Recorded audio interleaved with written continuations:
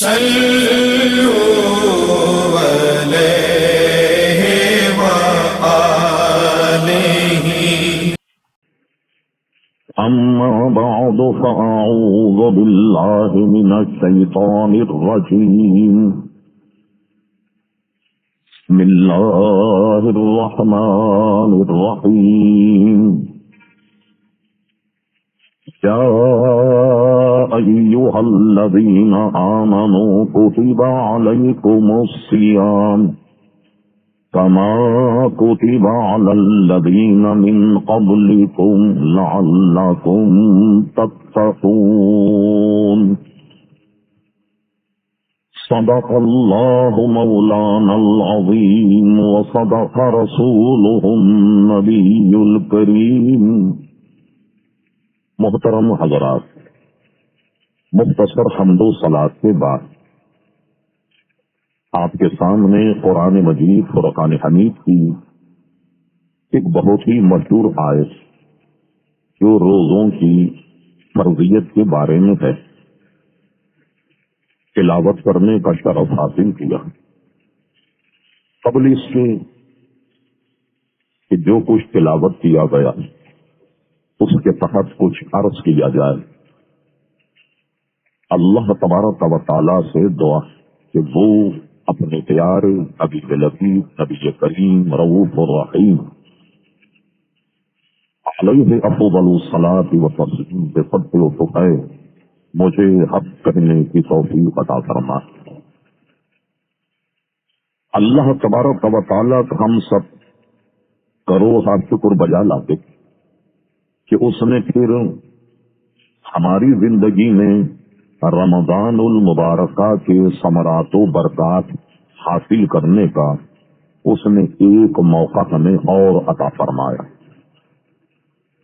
ورنہ آپ دیکھیں ہم اپنے اعزاء اقربا دوست احباب پر نظر ڈالیں، بہت سارے لوگ گزشتہ ہمارے ساتھ تھے اور اس سال ان کا وصال اور انتقال ہو گیا. تو بجا طور پر یہ اللہ کی مہربانی کہ اس نے ہمیں ایک موقع اپنے گناہوں کی خلاصی، جہنم سے آزادی اور اپنے حبیب کو راضی کرنے کا ایک موقع ہمیں اس نے اور عطا فرمائے. دعا فرمائیں کہ اللہ تبارک و تعالی یہ موقع بار بار ہمیں عطا فرماتا رہے. گزشتہ جمعے ہم نے یہ عرض کیا تھا کہ رمضان کا مہینہ صبر کا، اور یہ فرما دیا گیا کہ روزہ آدھا صبر ہے.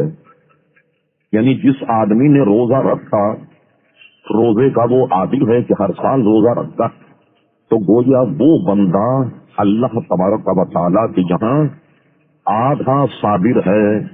اب اس سے اندازہ لگائیے روزے کی اہمیت کہ اور جتنے بھی معاملات صبر کے ہیں یا صبر کی جتنی چاہتے ہیں، آدھا صبر اس میں ہے.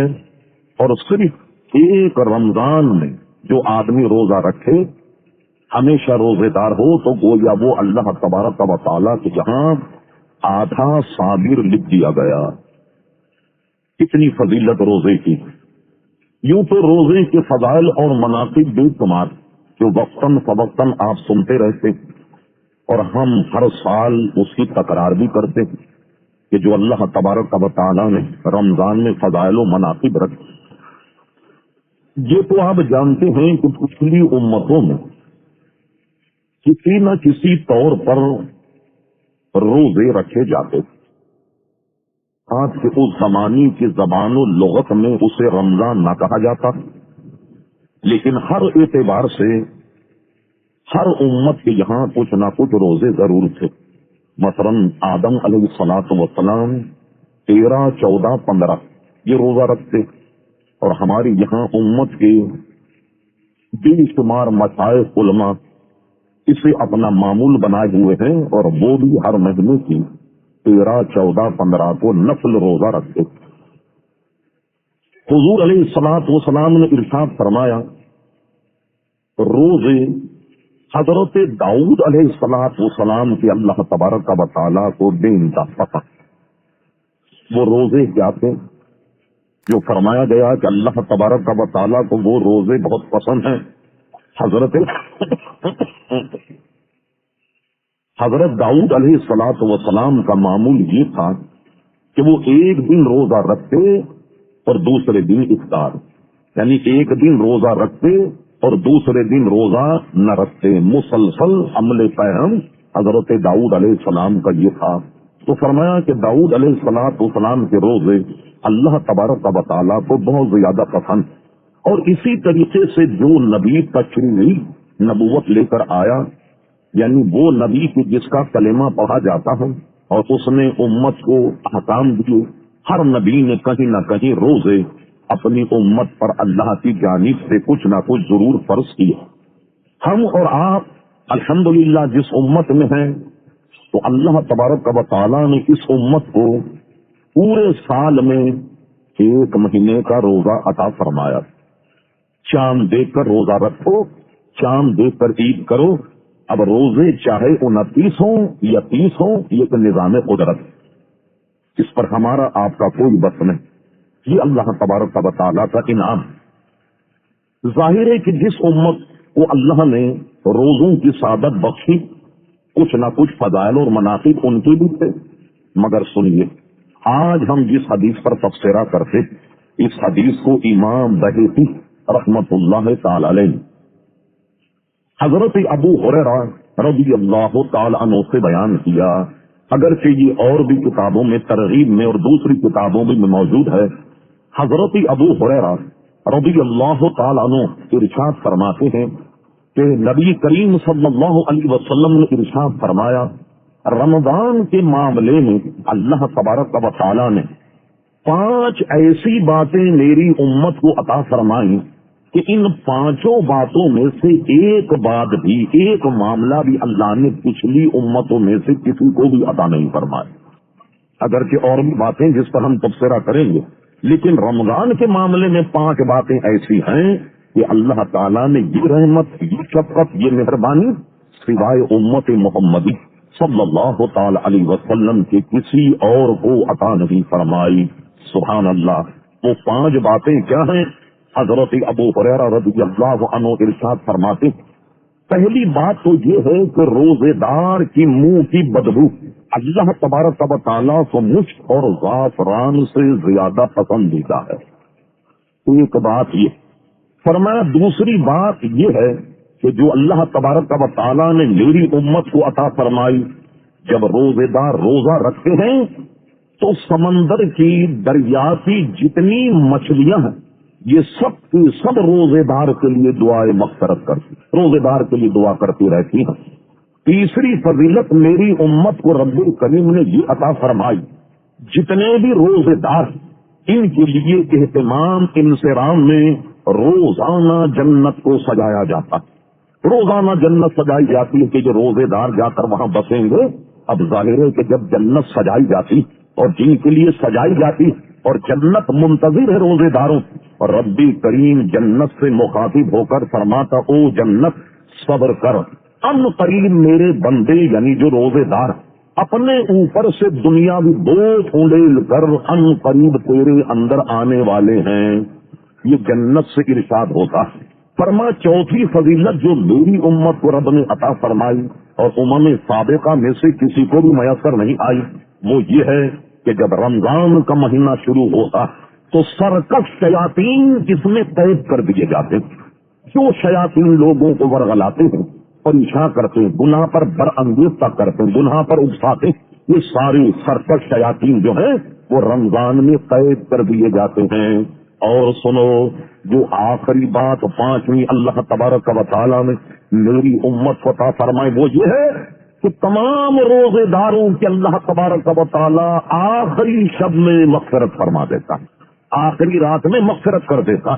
صحابہ کرام علیہم رضوان جو یہ بات سن رہے تھے، انہیں یہ گمان ہوا کہ حضور فرماتے ہیں جو آخری رات میں تمام روزے داروں کی مغفرت ہو جاتی ہے تو شاید اس سے مراد شب قدر ہوگی.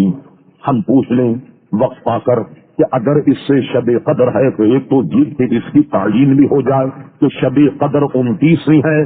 تو ہم نے پوچھا یا رسول اللہ صلی اللہ علیہ وسلم، کیا یہ جو رمضان کی آخری رات جس کو ہم کہیں شب عید، اس میں اللہ تعالیٰ جب تمام روزے داروں کی مغفرت فرما دیتا تو کیا یہ رات شب قدر ہے؟ لیجیے 5 باتیں تو یہ تھی اپنی جگہ جس کا ہم نے تذکرہ کیا. حضور نے ایک انعام اور ضمناً فرما دیا. فرما نہیں، بات یہ ہے کہ آدمی مزدور سے جب مزدوری لی جائے، جب وہ کام اپنا مکمل کر لے تو مکمل کرنے کے بعد اسے مزدوری دے دی جاتی ہے. کیا مطلب ہوا کہ جب ہم نے 29 یا 30 روزے رکھ لیے، چاند نظر آ گیا تو ہم مزدوروں نے اپنی مزدوری مکمل کر لی. اب مزدوری کب دی جائے گی؟ مزدوری کب دی جائے گی کہ جناب کام مکمل ہو گیا. لہذا یہ جو 29ویں یا 29ویں شب ہے وہ یا 30ویں شب ہے، تو اس میں اللہ تبارک و تعالی تمام روزے دار چونکہ اپنا کام مکمل کر چکے اس لیے ان کی مغفرت فرما دیتا ہے. اور گویا تم نے جو شب قدر کا ذکر کیا، شب قدر کی برکتیں اس کے سوا ہیں. وہ برکتیں تو اپنی جگہ، وہ برکتیں الگ ہیں. شب قدر جس کا تم نے تذکرہ کیا وہ برکت الگ ہے، لیکن یہ 5 برکتیں جو اللہ تبارک و تعالیٰ نے میری امت کو عطا فرمائی اور اس سے پہلے کسی امت کو بھی اللہ نے عطا نہیں فرمائی، چونکہ اس کا تعلق رمضان سے ہے اس لیے ہم نے بطور خاص اس کو بیان کیا. ورنہ اس کے علاوہ اس امت پر جو اللہ کی مہربانیاں عزیزان گرامی وہ حساب سے باہر ہے. اس کا احصاء، اس کا احاطہ، اس کا شمار نہیں کیا جا سکتا کہ جو اللہ تبارک و تعالیٰ نے اس امت پر مہربانی فرمائی. ہم اور آپ ذرا ایک جائزہ لیں تو دیکھیے اللہ تبارک و تعالیٰ کی پہلی مہربانی تو یہ ہمیں انسان بنایا. کیوں صاحب؟ اگر ہمیں جانور بنا دیتا، کوئی اور چیز بنا دیتا، کیا اس کے دستے قدرت کو کوئی پکڑنے والا تھا؟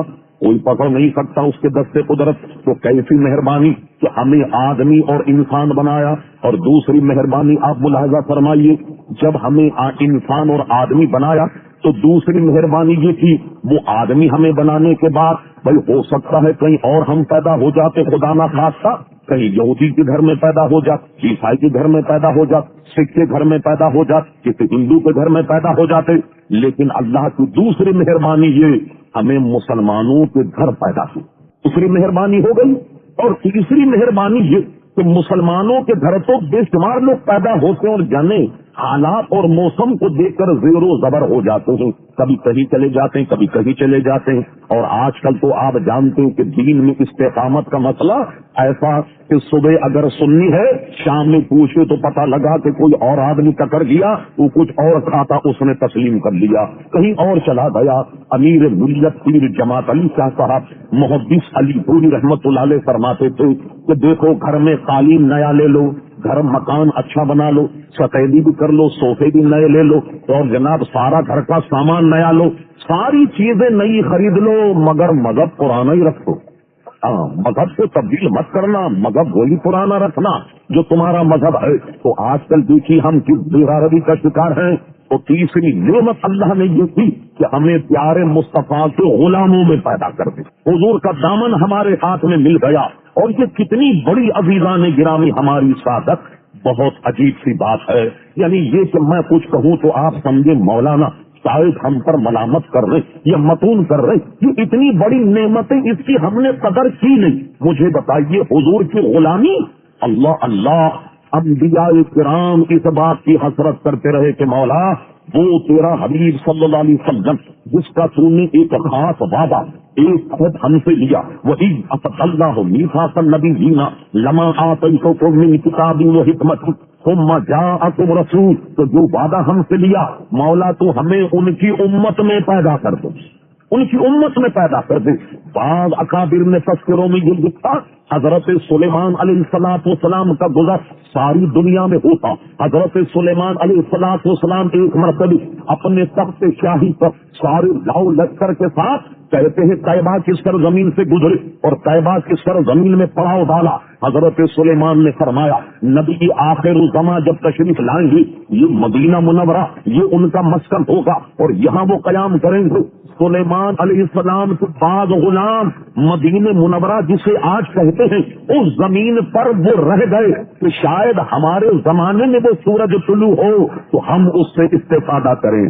اور بعض اکابر نے لکھا یہی لوگ جو مدینہ منورہ میں بیٹھ کر اس زمانے میں حضرت سلیمان کی امتی میرے آقا کا انتظار کر رہے تھے، انہی کی اولاد میں سے حضرت ابو ایوب انصاری تھے جن کے حضور مہمان بنے۔ ہو سکتا ہے روایت میں معاملات میں کوئی ذوق ہو، وہ ہماری اس وقت بحث سے خارج ہے۔ غرض یہ تو اس کی امتی ہونا انبیاء خواہش کریں کہ اللہ تبارک و تعالیٰ ان کی امت میں ہمیں پیدا کر، اور ہمیں دیکھیے آپ کہ اللہ تبارک و تعالیٰ نے وہ نعمت ہمیں بغیر مانگے عطا فرما دی، کتنا بڑا احسان ہے اللہ تبارک و تعالیٰ کی۔ ایک بات اور، صحیح مسلم شریف میں حضرت حذیفہ ابن یمان سے حدیث، حضرت حذیفہ رضی اللہ عنہ ارشاد فرماتے کہ نبی کریم صلی اللہ تعالی علیہ وسلم نے ارشاد فرمایا، اللہ تبارک و تعالیٰ نے وہ حدیث تو رمضان کے حوالے سے تھی کہ اس کے علاوہ فرمایا اللہ تبارک و تعالیٰ نے میری امت پر 3 ایسے انعام فرمائے، ان میں سے ایک انعام بھی پچھلی کسی امت کو عطا نہیں ہوا۔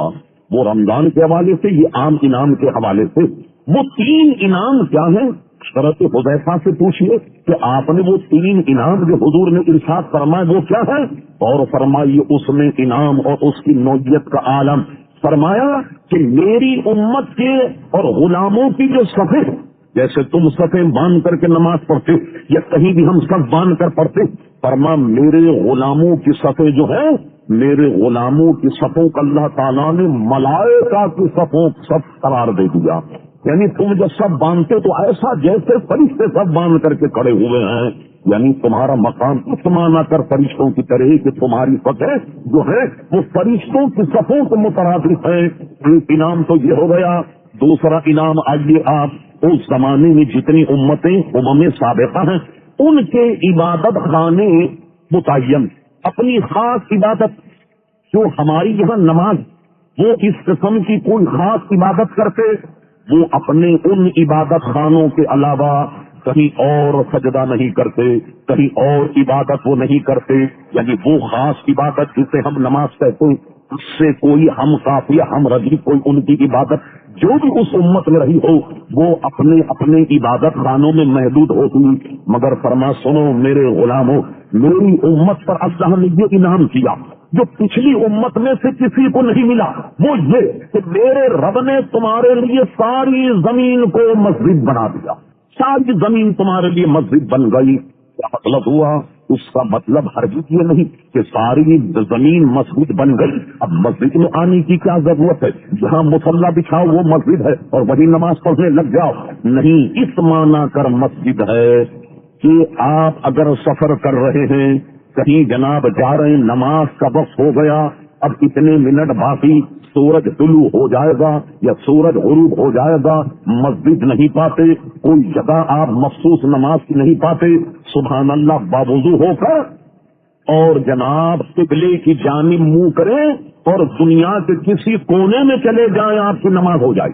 اور کتنی سہولت کہ پوری دنیا کو مسجد بنا دی گئی۔ تو لیجیے صاحب، آپ کہیں گے آپ نے تو مسجد بنا دی پوری دنیا، لیکن اس کا تعین کیسے ہوا کہ قبلہ کہاں؟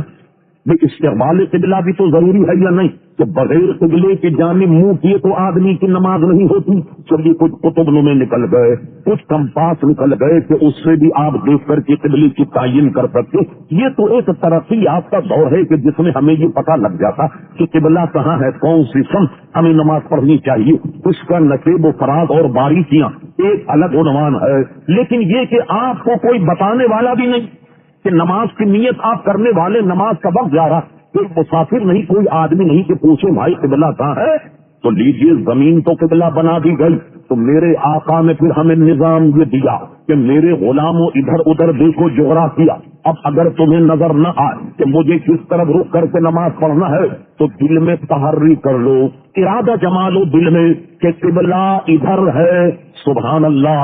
لو اب تم نے تحری کر لی، دل میں ایک خیال کو جما لیا کہ قبلہ ادھر ہونا چاہیے، تو لو تمہارے دل ہی کو ہم نے قبلہ بنا دیا۔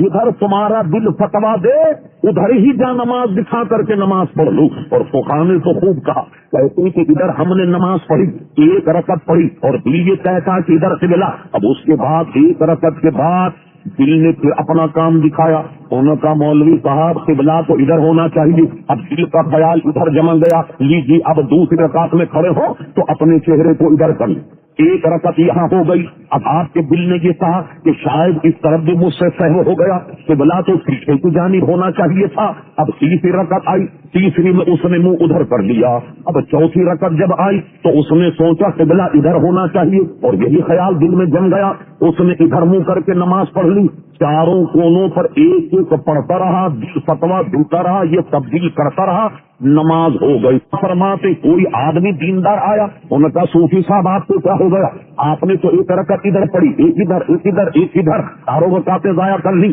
قبلہ تو ایک طرف تھا، یہ تینوں ضائع ہو گئی۔ تمام علماء نے مسئلہ لکھا تو تحری کرنے کے بعد نماز پڑھ لی گئی، بعد میں کسی شخص نے آن کر بتایا کہ قبلہ یہاں نہیں وہاں تھا، اب نماز بھی لوٹانے کی ضرورت نہیں، جو دل کے ارادے سے تحری سے آپ نے پڑھ لی وہ نماز ہو گئی۔ اب سنیے میں کہنا کیا چاہتا تھا، فرمایا کہ ساری زمین کو اللہ تبارک و تعالیٰ نے میرے لیے مسجد بنا دیا، یعنی نماز پڑھنے کے لیے معین تو مسجد ہے، اگر یہ میسر نہ آئے تو دنیا کے کسی جنگل کسی کونے میں بھی جا نماز بچھا کر نماز پڑھ لو، لیجیے صاحب نماز ہو گئی۔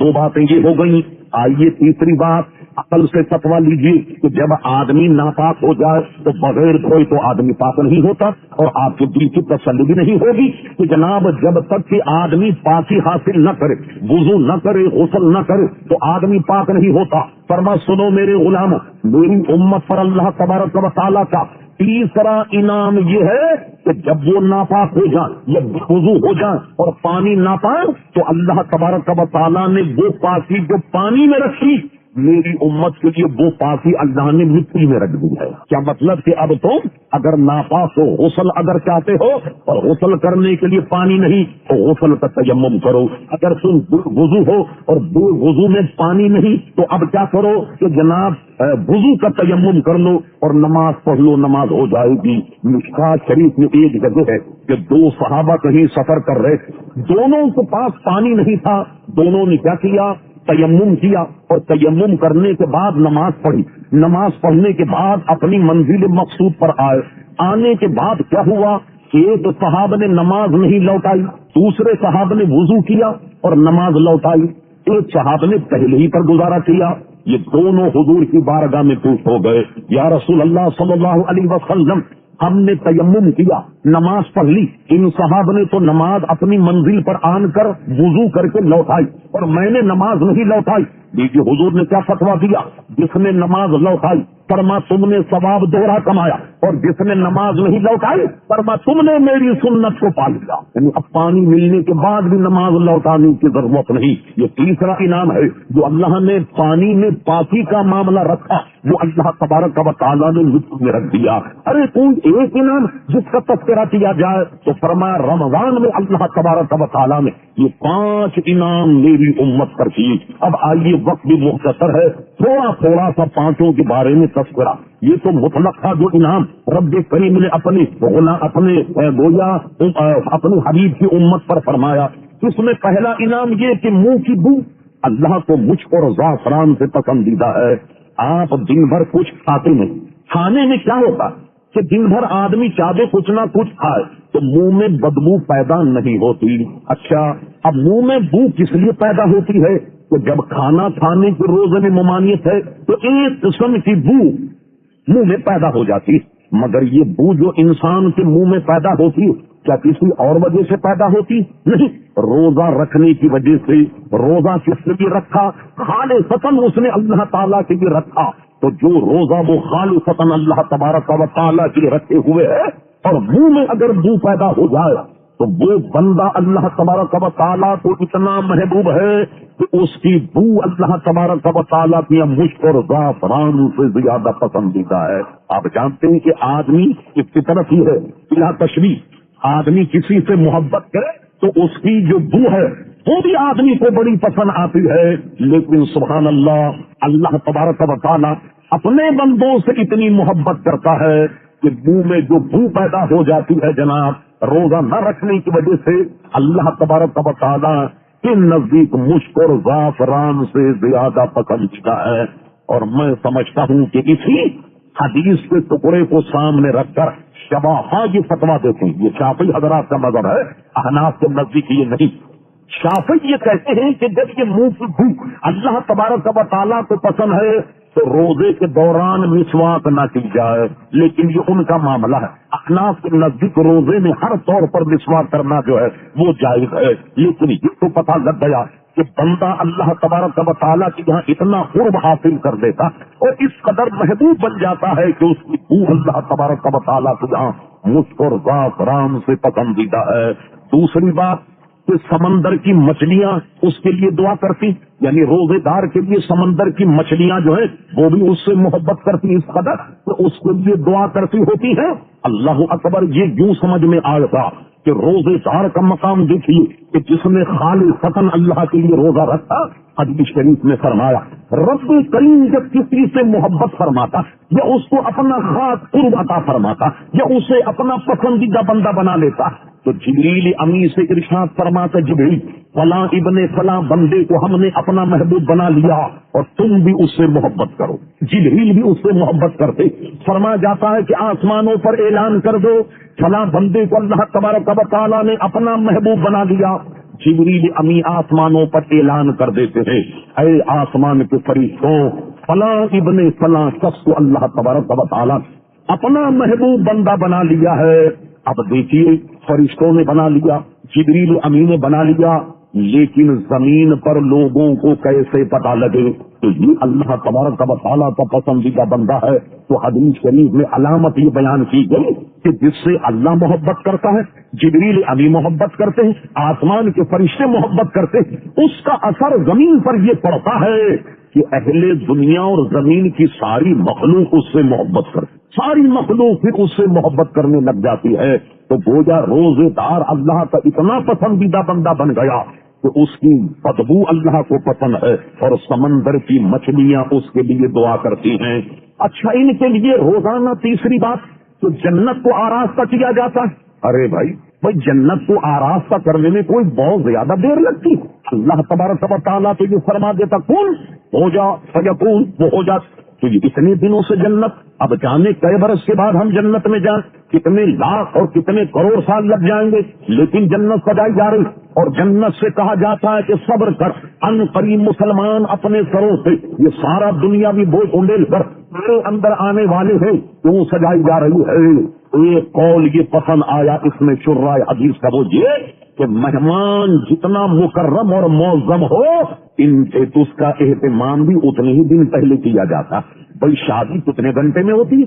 دیکھیے ہم نکاح پڑھاتے ہیں 7-5 منٹ میں نکاح ہو گیا، لیکن یہ 5 منٹ جو نکاح پڑھایا جا رہا ہے اب مجھے بتائیے سال بھر پہلے جناب تیاری ہو رہی، جناب دولہے کے جوڑے بن رہے، دلہن کا جوڑا بن رہا، کہیں زیادہ دن ہو جائے تو عورتوں کا حال تو آپ جانتے ہیں بڑا عجیب ہے. شاید اگر شادی میں زیادہ دن ہو جائے تو پچھلے جوڑے ریجیکٹ کر دیے جاتے کہ آج کل اس کا رواج نہیں بلکہ آج کے رواج سے جوڑے بننے چاہیے. سال ہر سال سے اہتمام ہوتا کیوں بھائی شادی ایک بہت بڑا فنکشن ہے تو جتنا معاملہ اہم ہو اتنی ہی تیاری پہلے سے کی جاتی ہے. جناب روزے دار کا اعزاز کہ وہ ابھی تو قبر میں جائے گا، نہ جانے کئی ہزار برس قبر میں رہے گا، 50,000 کا سال حشر کا ہے، اس سے نمٹنے کے بعد اب کہیں جنت میں جائے گا. مگر روزے داروں تمہارا اعزاز اتنا ہے، تم اتنے مکرم ہو یار مصطفیٰ کے ایسے غلام اور اتنے کہتے ہو کہ ہزاروں لاکھوں برس پہلے تمہارے لیے جنت سجائی جا رہی ہے. کتنا بڑا اعزاز ہے عزیزان گرامی ایک روزے دار کا. اور فرمایا سنو تیسری فضیلت جو میرے رب نے تمہیں عطا فرمائی وہ یہ ہے کہ شیاطین بند کر دیے جاتے. عموماً ایک انصاف کی نظر اگر آپ ڈالیں وہ کام عموماً لوگ جو رمضان کے علاوہ کرتے ہیں ہم نے دیکھا اپنی آنکھوں سے کہ رمضان میں کم سے کم وہ ترک کر دیتے ہیں. پینے پلانے والے حضرات بھی کم سے کم رمضان میں بعد آ جاتے، گالی گلوچ کرنے والے حضرات بھی اس کا اہتمام کرتے. بھائی رمضان ہے، رمضان گزارنی چاہیے. دیکھیے اہتمام تو یہ ہے کہ جناب شیاطین قید کر دیے جاتے ہیں جس سے بندوں پر شیاطین کی گرفت یہ ڈھیلی ہو جاتی ہے. لیکن اس سے انکار نہیں کہ کوئی آج کل کا نوجوان مجھ سے یہ پوچھنے کا حق رکھتا ہے مولانا اب بھی تو سنیما چل رہے ہیں اور یہ ساری برائیاں تو شیطان کے اثر سے رہی. اب بھی تو لوگ بازار میں جھوٹ بولتے ہیں, اب بھی تو لوگ لوٹ رہے ہیں, اب بھی تو لوگ سیاہکاری بدکاری میں مبتلا ہیں. یہ شیطان کے اثر سے ہوتا تو شیطان تو بند ہو گیا, مگر یہ ابھی تک کیوں لگے ہوئے ہیں؟ ہم نے اس پہ غور کیا تو غور کرنے کے بعد ہمارا دماغ جہاں گیا وہ ہم آپ کے سامنے پیش کرتے. ہوتا یہ ہے اصل میں اس تمام گفتگو پر لکھو کہ شیطان کے حربے میں ہم پورے 1 سال رہتے, شیطان کے نرغے میں پورا 1 سال ہم گزارتے ہیں. اگر 1 مہینے بند ہو جائے تو گویا ہم اتنے ٹرین ہو جاتے ہیں کہ بغیر شیطان کے بھی 1 مہینے گاڑی چلا لیتے. اب اس کو آپ کوئی دنیاوی مثال سے سمجھ لیجیے.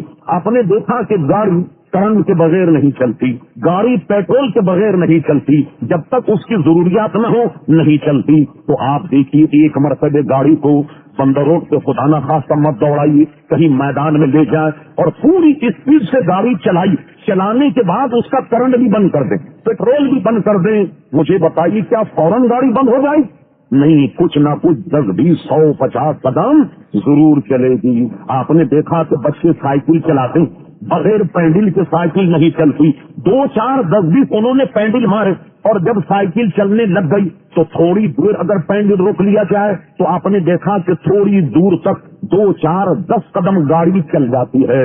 یوں سمجھ لیا جائے بات تو بہت بری ہے کہ شیطان 11 مہینے ہم پر ایسا پینڈل مارتا, 11 مہینے تک ہمیں ایسا مصروف کر دیتا کہ 1 مہینے اگر وہ بند بھی ہو جائے تو اس کے چیلے یہ 1 مہینے تک کی گاڑی چلا لیتے ہیں, بغیر پینڈل کے چل جاتی ہے یہ گاڑی. اللہ تبارک و تعالی شیطان کے مکر و فریب سے ہمیں محفوظ رکھے. فرما 5ویں بات یہ ہے کہ رمضان کی آخری شب سارے روزے داروں کی مغفرت ہو جاتی ہے.